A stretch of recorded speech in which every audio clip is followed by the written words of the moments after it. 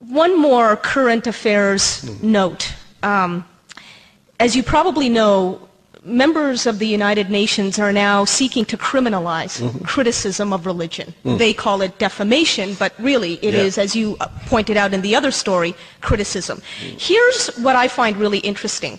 The United Nations is mandated to uphold what we call the Universal Declaration of Human Rights. Now, that declaration itself is rife with contradiction. On the one hand, it affirms everybody's freedom of expression. On the other hand, it clearly states that nobody should have his or her honor, and it calls it honor, violated. This is exactly, as you know, what many Muslims say is being violated by your books, by my books, by everybody's freedom of expression if they feel offended.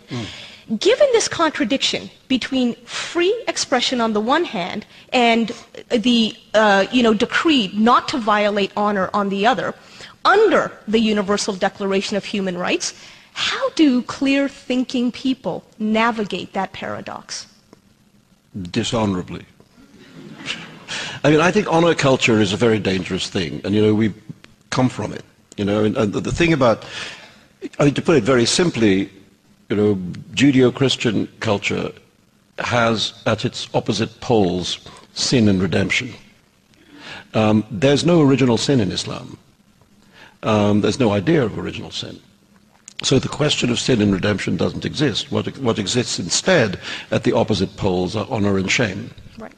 And that's what mobilizes these kind of strong feelings. The trouble with honor culture is if you look at the way in which it's actually been applied inside the societies which hold to those values, is first of all, it's been used immensely to oppress women. Women are believed to be, oddly, honor is believed to reside in the male, but shame is brought about by the behavior of the female.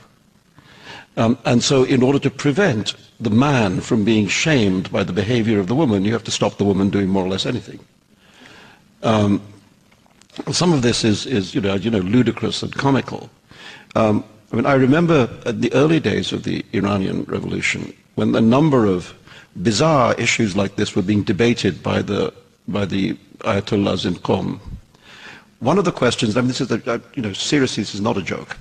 One of the questions that was asked was if a woman is wearing head-to-toe chadar, but she's wearing Western clothes underneath, she's wearing like a skirt underneath, is that okay or not okay? Given that she's completely covered. Right. And all you can see are her eyes. Right? And it was decreed that it was not okay. And the reason it was not okay was that the friction of her thighs against each other inside the skirt would generate sexual heat. And this heat would be transmitted through her eyes to men who observed her and might inflame them in various ways, and that, of course, was not acceptable. So no. The best of these arguments, actually, had to do with the limits of incest. You know this one? I don't think so. True. They were asked in Qom to determine what is okay and not okay. Can you marry your first cousin, etc., etc. The question arose of the aunt by marriage. Was that an incestuous relationship? If you were to have relations with your aunt by marriage, it might be improper, and upsetting to your uncle. But was it actually incestuous to have relations with your aunt by marriage? And at the end they decided that it was incestuous and not to be allowed, but there was an exception. The exception was if you were not able to control the entry into your bed of the aunt by marriage. What then followed was not your fault. And for example, they said, if the aunt by marriage lived in the bedroom upstairs and the floor collapsed, and the aunt by marriage landed in your bed from above, well, no man could be expected to restrain himself. So,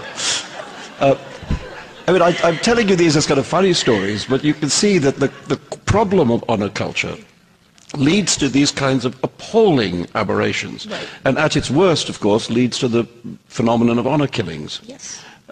which sadly are not less prevalent than they used to be, more probably.